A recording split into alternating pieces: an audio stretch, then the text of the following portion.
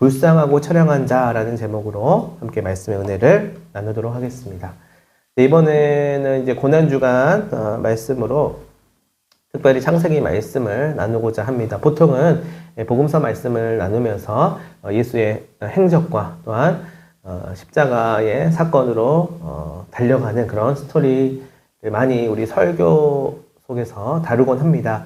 전국에 있는 모든 교회들이 다 그렇게 할 것 같아요. 그래서 저는 조금 특별하게 창세기 말씀을 한번 나누면서 우리가 같이 고난주간의 메시지를 이렇게 나누었으면 좋겠습니다. 특별히 오늘의 말씀은요, 이 불쌍하고 처량한 형편에 처해 있는 바로 우리 모습, 우리의 실존의 모습을 주님의 은혜 가운데 만나는 그런 사건들을 함께 나누고자 합니다.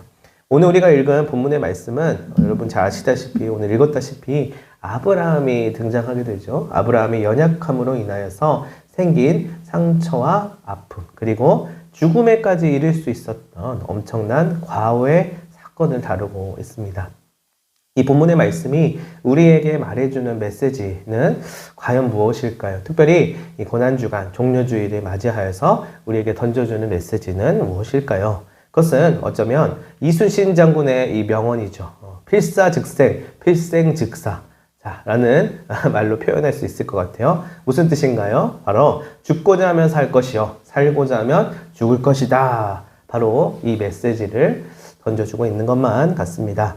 아브라함은요, 창세기에서 한 번도 아니고 두 번이나 반복하여서 자신의 아내를 누이라고 속여서 팔아버리는 일을 저지르고 맙니다. 한마디로 말해서 죄를 한 번도 아니고 또 똑같은 죄를, 그것도 굉장히 중대한 죄죠, 여러분. 그냥 뭐 간단하게 뭐 거짓말 조금 하거나 그냥 뭐 물건을 훔치거나 그런 거랑 달라요. 그냥 누이라고 속였습니다, 이게 아니라 이 아내를 사지로 몰아버린 것입니다. 왜? 내가 살기 위하여서, 나의 생존에 위하여서 가장 소중한, 그리고 나를 사랑하는 하나밖에 없는 아내를 누이로 팔아버리는 것이지요. 애굽이라고 하는 땅에서 자기가 생존하기 위하여서 그렇게 한 것이에요. 애굽은 아니죠. 여기 나오는 이제 아비멜렉이죠. 자, 그 이유는 온전히 그냥 자기가 생존하기 위하여서라는 거예요.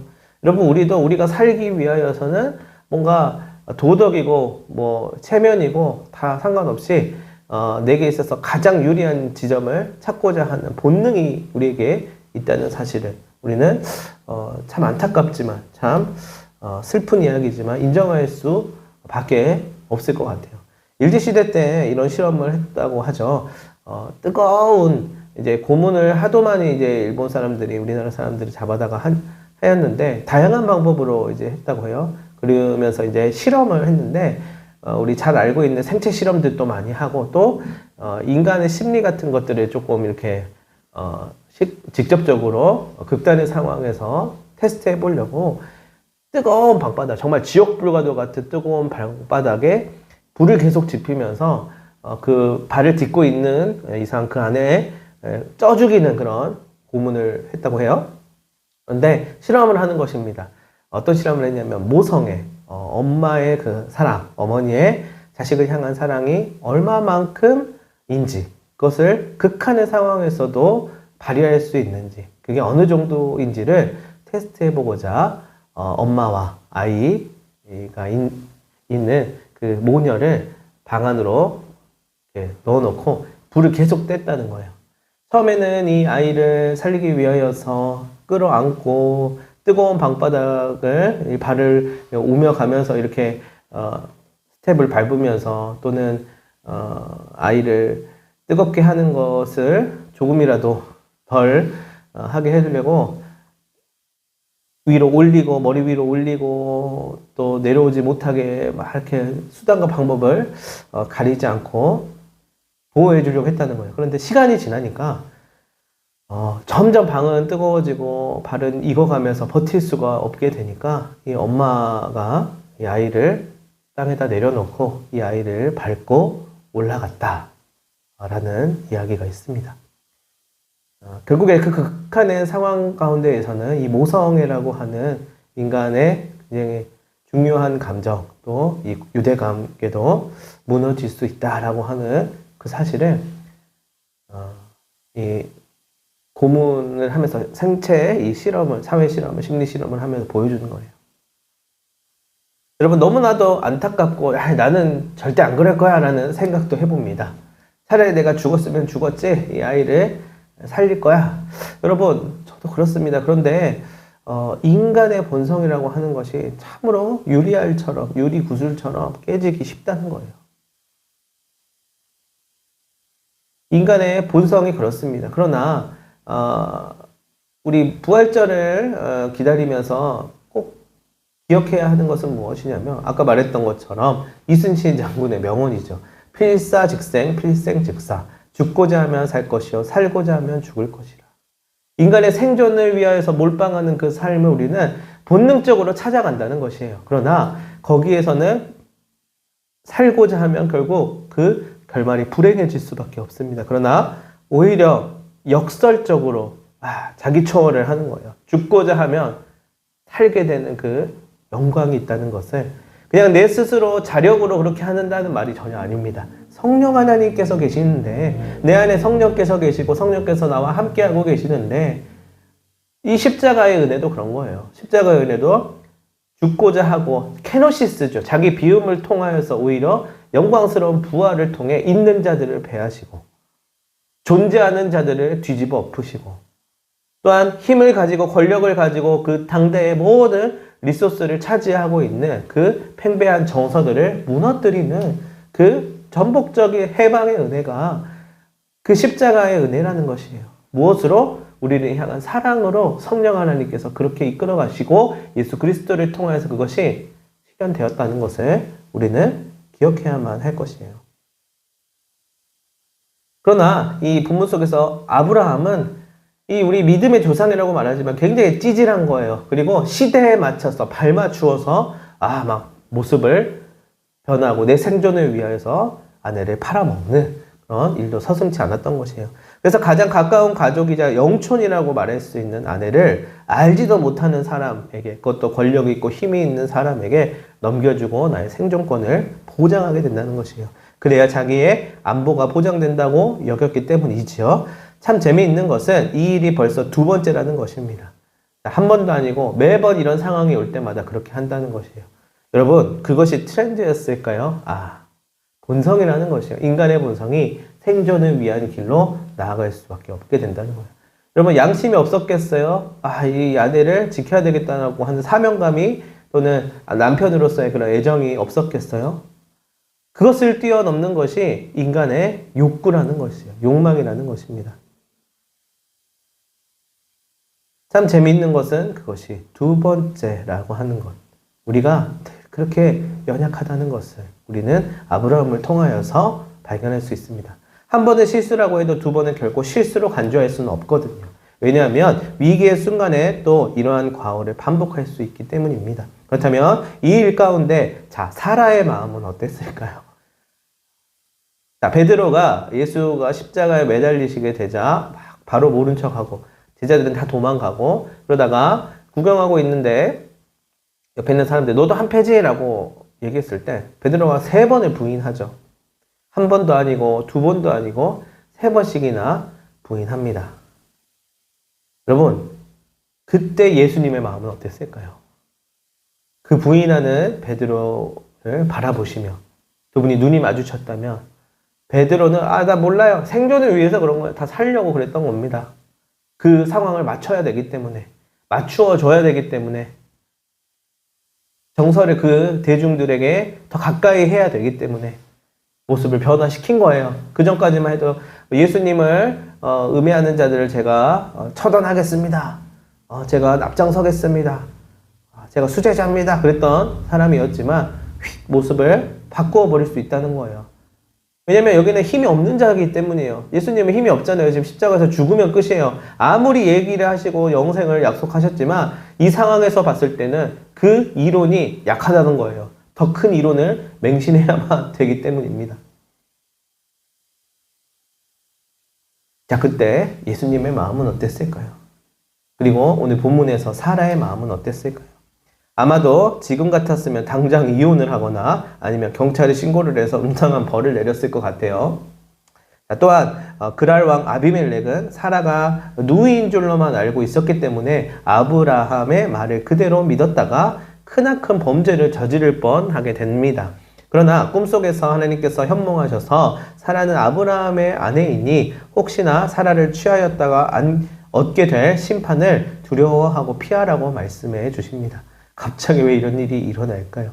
아비멜렉은 자칫 잘못했다가 남의 아내를 취하고 씻을 수 없는 죄악을 덮어 씌우게 되었습니다. 허나 하나님은 그가 평소에 의인임을 알았기 때문에 이 죄악을 피할 수 있도록 길을 열어주신 것입니다. 여러분, 저는 이것을 성령의 조명하심이라고 감히 이야기하고 싶어요. 안 그러면 여러분, 어떻게 우리가 성령을 체험하고 알아가고 느낄 수 있겠습니까?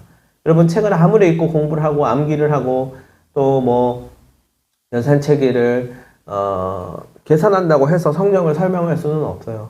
어느 날 내 마음 가운데, 어쩌면 예수를 안 믿는 사람은 그 양심이라고 말할 수도 있을 것 같아요. 그러나 내 마음 가운데 찝찝한 마음, 뭔가 탁 걸리는 것, 그리고 내가 이러면 안 되겠다 라고 하는 그 마음이 들었을지도 모르겠어요. 그리고 사라 또한 그를 위하여서 오히려 기도할 것이라고 말씀하시면서 그의 마음을 진정시킵니다. 피해자 입장이죠. 사라 입장에서 오히려 이 상황을 해결해 주실 그 하나님 앞에 나아갈 수 있다는 것이에요. 다음날 아침에 아비멜렉은 아브라함을 찾아가서 따지게 되죠.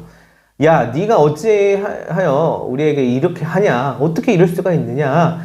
내가 무슨 죄를 너에게 범했길래, 내가 뭘 어쨌길래 네가 나와 내 나라로 큰 죄에 빠질 뻔하게 하였느냐? 네가 합당치 않은 일을 내게 행하였도다. 네가 무슨 의견으로 이렇게 하였느냐? 자, 울분에 지금 차올라서 얘기하는 것이죠. 그러자 아브라함은 치졸한 변명을 늘어놓습니다. 하나님을 모르고 두려워하지 않을 다른 나라 사람들이 혹시라도 나를 해할까 싶어서 임기응변으로 사라를 이용해서 살고자 하였습니다. 그럼 목숨이라도 부지할 수 있지 않습니까? 그녀는 어쩔 수 없이 나를 위하여 희생할 수밖에 없었습니다. 이게 무슨 말이에요? 어쩔 수가 없다 이 말이에요. 어쩔 수가 없었어요.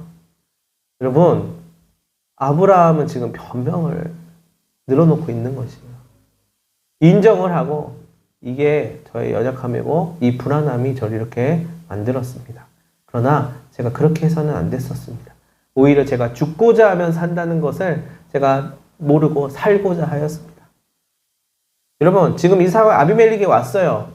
와서 얘기하면서 야, 큰일 날 뻔했다. 어떻게 네가 나한테 이럴 수 있느냐 했을 때는 그렇게 얘기할 수 있는 거예요. 근데 지금도 아직도 자기의 잘못은 없는 거예요. 상황이 그렇게 만들었습니다. 지금 정서가 그렇게 만들었어요. 분위기가 지금 이대로 가면 안 될 것 같아서 내가 살기 위해서는 이렇게 할 수밖에 없으니까요. 라는 말을 하는 것입니다. 그래서 이 말이 정말 무섭죠. 그녀는 어쩔 수 없이 나를 위하여 희생해야 할 수밖에 없었습니다. 여러분, 이거는 생각하고 양심을 지키고 하나님 안에 정말 기도하는 자로 믿음의 사람으로서 돌이키며 응답하고 결단하는 사람으로 절대 보이지가 않죠. 그냥 그것은 다 부차적인 것이고 지금 내 상황에서 딱 이것만이 보이는 것입니다. 하려고 하는, 또한 여기서 내가 눈에 살살살 굴려서 극복해내고 또 이 어려움을 이겨낼 수 있는 방법을 판단하는 것이에요. 아비멜렉을 만났더니 야, 이거 급박한 상황이니 가장 소중한 것을 딜을 하는 것이죠. 내어주고 나를 지켜낼 수 있기를. 여러분, 우리 안에 있어서의 그런 부분이 혹시 없습니까? 나의 소중한 그 무엇인가를 모른 척하고 내어줘버리고 나의 생존을 보장받고자 하는 모습들이 있지 않습니까? 아브라함은 지극히 자기중심적인 사람이었던 것이에요. 자기밖에 모르는 이기적인 성격을 가졌습니다. 그리고 이는 어쩔 수 없는 일이라고 둘러대면서 뻔뻔하기까지 합니다. 이 이야기를 들은 아비멜렉은 어이가 없었습니다. 그러나 아내 사라에게 이렇게 말합니다. 내가 은 1000개를 네 오라비에게 주어서 그것으로 너와 함께한 여러 사람 앞에서 내 수치를 풀게 하였노니 내 일이 다 선하게 해결되었느니라.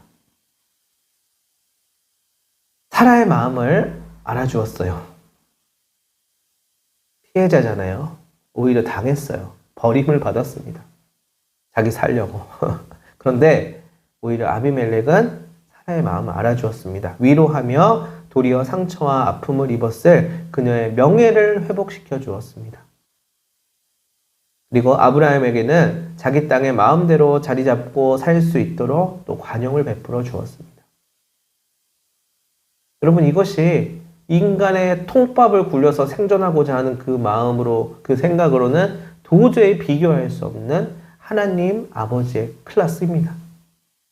그리고 아브라함에게는 정말 보복을 할 수도 있었잖아요. 또는 이 벌을 줄 수도 있었잖아요. 그러나 야, 너 그러면 안 돼. 오히려 다음부터는 그러면 안 된다라고 하는 정말 엄격하면서도 또한 넓은 그런 관용을 베풀어 준 거예요.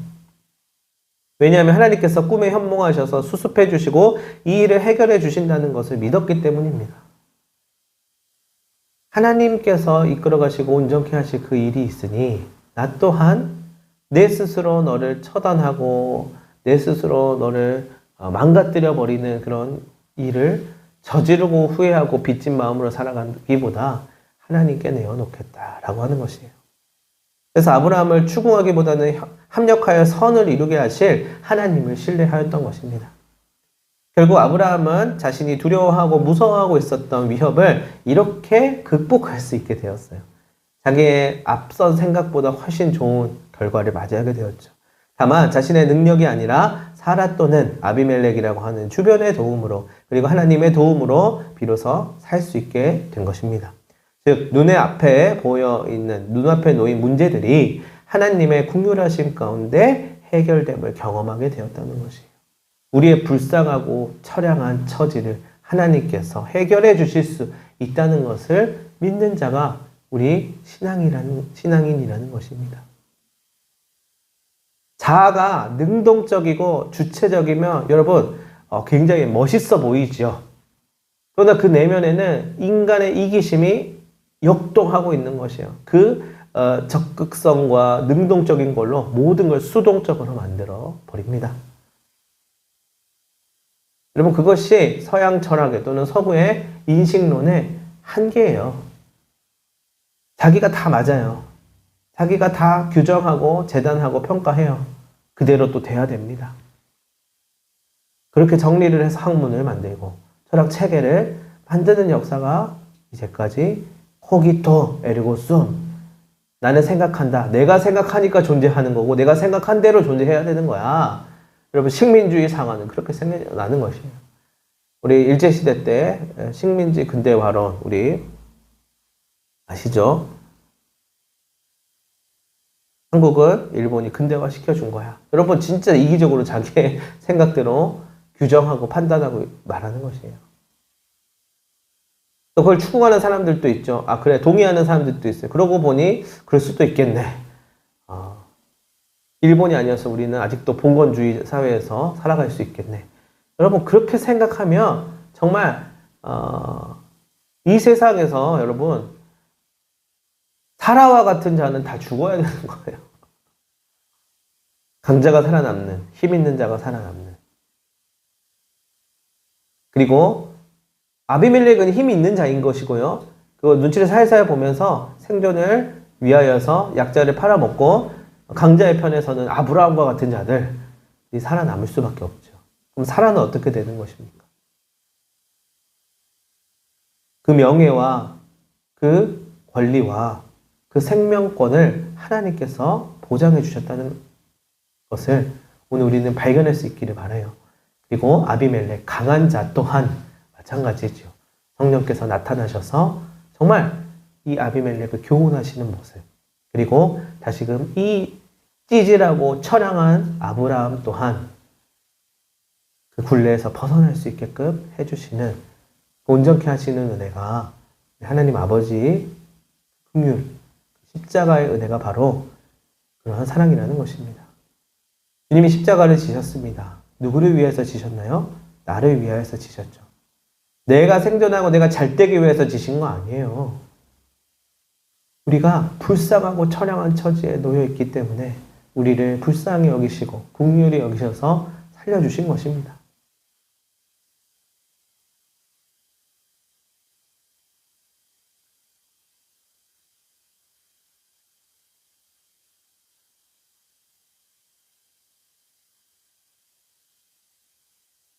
눈앞에 있는 문제들에 지지 마십시오. 타협하지 마십시오. 어떻게 해야 되나요? 주님을 의지하시고 주님의 방법대로 나아가시기를 소망합니다. 여러분, 이 일은요, 아브라함의 믿음과 위대함을 결국 보여주는 사건이라고 결코 말할 수는 없습니다. 오히려 그의 곁에 있는 사람들의 선함과 하나님의 세밀하심과 보호하심을 다시금 느끼는 계기가 되었습니다. 아브라함은 오늘날 우리가 알듯이 믿음의 조상이요 모든 민족의 아버지라고 말할 수 있을 텐데요. 그러한 자격을 다름 아닌 자기가 증명해낸 게 아니라 자기가 인플루언서가 된 것이 아니라 하나님께서 부여해 주셨고 비로소 하나님을 증거하는 자로 삼아 주셨다는 것을 우리는 기억해야 할 것입니다. 우리가 잘났기 때문에 예수 믿고 떵떵거리면서 천국까지 소유받을 수 있고 진리까지 그 편에 속해가지고 소유할 수 있는 것이 아니에요. 우리가 불쌍하고 처량한 자이기 때문에 주님께서 우리를 긍휼히 여기신 것이고 보호해 주시고 세밀하게 돌보시면서 은혜 가운데 너 또한 불쌍하고 처량한 이들을 생명을 살려라. 이 복음을 전해주어라 라고 부탁하시는 것입니다. 우리는 값없이 이 은혜를 얻었습니다. 신앙생활이라고 하는 것은 그렇게 하는 거예요.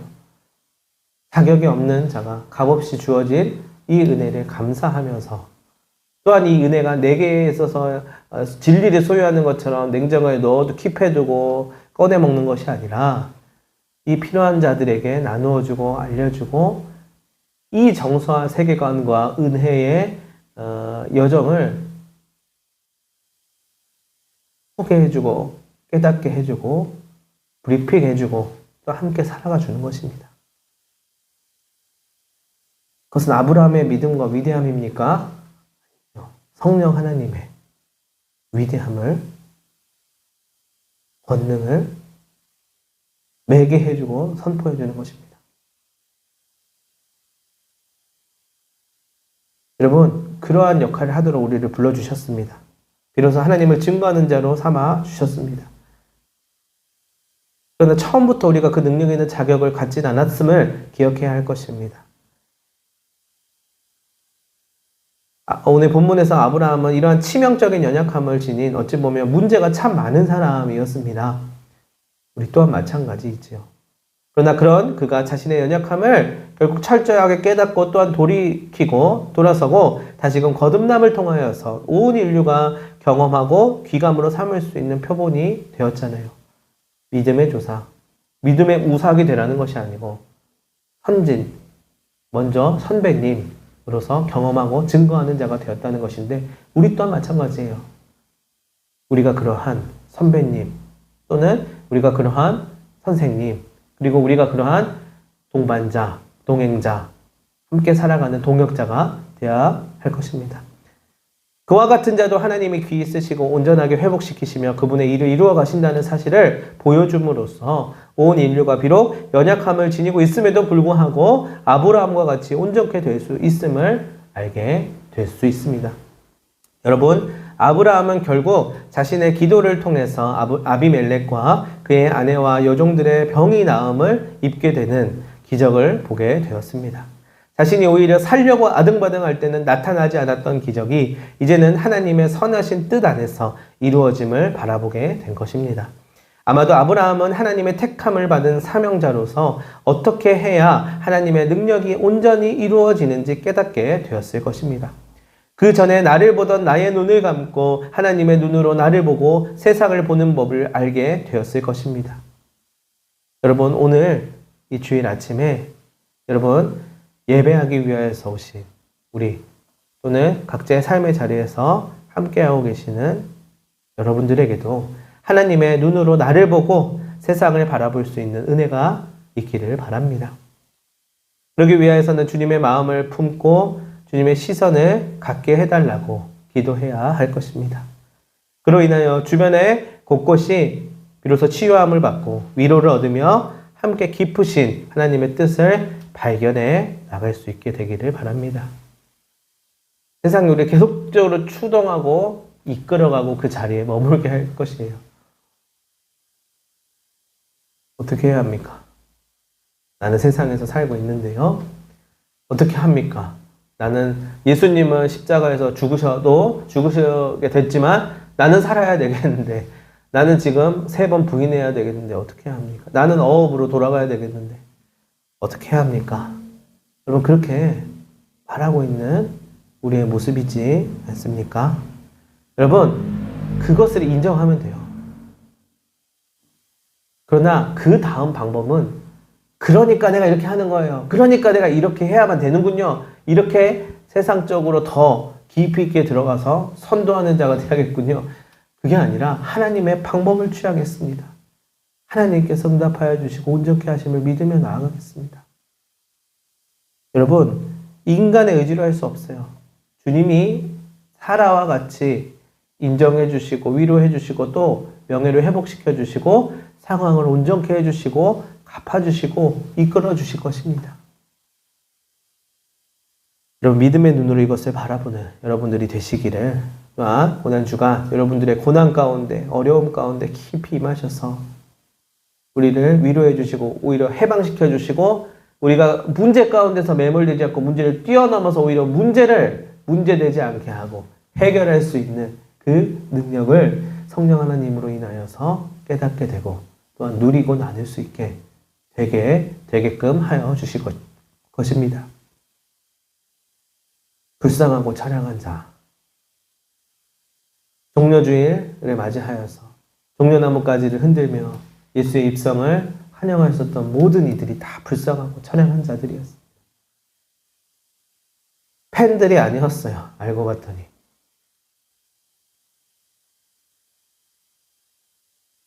하려면 그들도 십자가에 못 박아라 하는 자들로 변하게 되는 것이에요.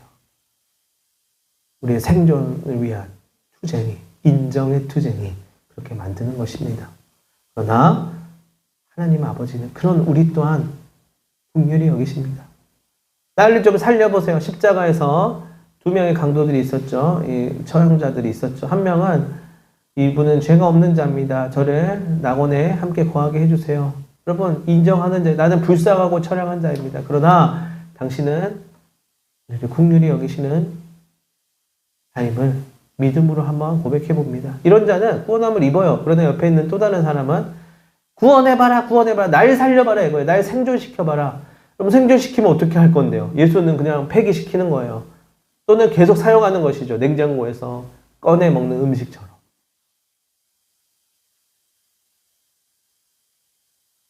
생존을 위하여서 우리는 뭘 꺼내 먹고 있습니까? 예수를 팔아먹고 사라를 팔아먹고 양심을 팔아먹고